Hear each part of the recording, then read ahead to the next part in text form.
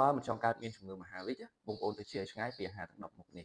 បងប្អូនចាប់ពីពេលនេះតទៅបើសិនជាបងប្អូនចង់ញ៉ាំអាហារទាំង10មុខនេះបងប្អូនត្រូវគិតឲ្យបាន2ដងទៅ3ដងសិនដោយសារតែអាហារ10មុខនេះគឺជាសារហេតុមួយដែលអាចបង្កើតដែលជាមូលហេតុដែលអាចធ្វើឲ្យកើតជំងឺមហារីកបានអញ្ចឹងអាហារ10មុខនេះដែលបងប្អូនត្រូវគិតពិចារណាបានពី3ដងមុនញ៉ាំមានអីខ្លះទេបងប្អូនគឺមានដូចជាមាន់ដុតបាទសាច់អាំងបាទសាច់ក្រហមសាច់ក្រក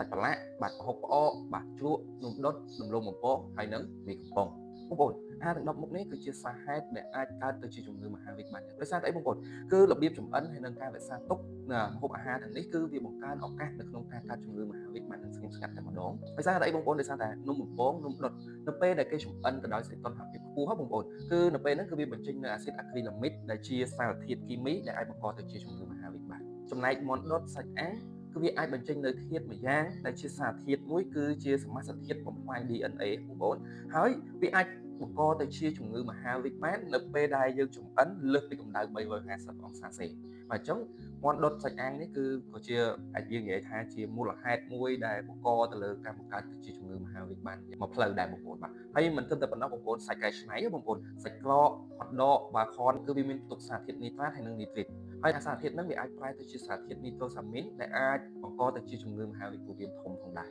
បាទហើយអាហារកែច្នៃប្រភេទនេះបងប្អូនគឺគេរាប់ទុកថាគឺជាអាហារបង្កទៅជាមហារីកនៅក្រុមទី1បាទក្រុមទី1តែម្ដងបាទអញ្ចឹងគឺអាហារកែច្នៃគឺប៉ះពាល់ទៅលើជំងឺមហារីកហើយជាពិសេសគឺមហារីកពោះវៀនធំនេះតែម្ដងមិនត្រឹមតែប៉ុណ្ណោះបងប្អូនណាសាច់ក្រហមបាទសាច់គោសាច់ពពែសាច់ជ្រូកអីនេះបងប្អូនណាបើសិនជាបងប្អូនហូបលើសកម្រិតក៏បងប្អូនអាចប្រឈមនឹងជំងឺមហារីកបានដូចគ្នាបងប្អូននៅពេលយើងហូបសាច់ច្រើនក៏វាអាចទៅជាលើសជាតិប្រូតេអ៊ីនហើយវាបង្កទៅជាមហារីកពោះវៀនធំមហារីកលំពេកហើយនិងមហារីកកម្រិតប្រូស្តាតផងដែរចំណែកឯមីកញ្ចប់មីកំប៉ុងឬក៏ជាអាហារណាដែលវាកញ្ចប់ដោយថង់ប្លាស្ទិក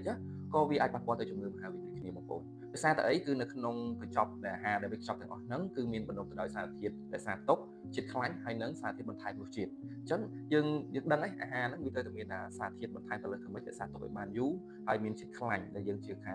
ប្រមូលផ្ដុំដែលផ្ដុំអាចនិយាយបានថាជាការ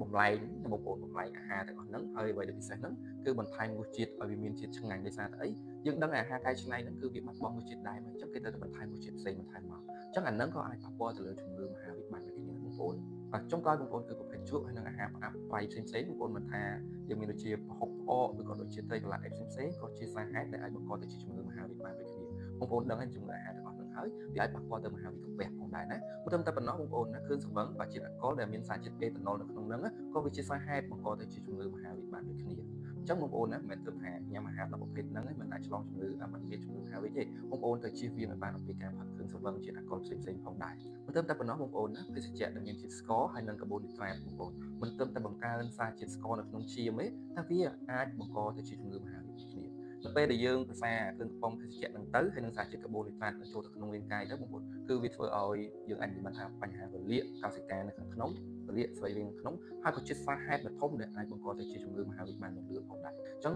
បងប្អូនដើម្បីបងប្អូនជៀសវាងអំពីជំងឺមហារីកបងប្អូនត្រូវផ្លាស់ប្ដូររបបអាហារនិងការចម្អិនឲ្យបានល្អដើម្បីបងប្អូនជៀសវាងអំពីជំងឺមហារីកកុំភ្លេចណាថែទាំសុខភាពទាំងអស់គ្នាជាឆ្ងាយអំពីជំងឺកាយសាហាវមិនថាទឹកនោមផ្អែមលើសឈាមឬក៏មហារីកផងដែរអញ្ចឹងកុំភ្លេចជៀសវាងពីអាហារទាំង10ប្រភេទនេះហើយនឹងគ្រឿងកំប៉ុងភេសជ្ជៈផ្សេងៗគ្រឿងសម្បត្តិដើម្បីជៀសវាងទាំងអស់គ្នា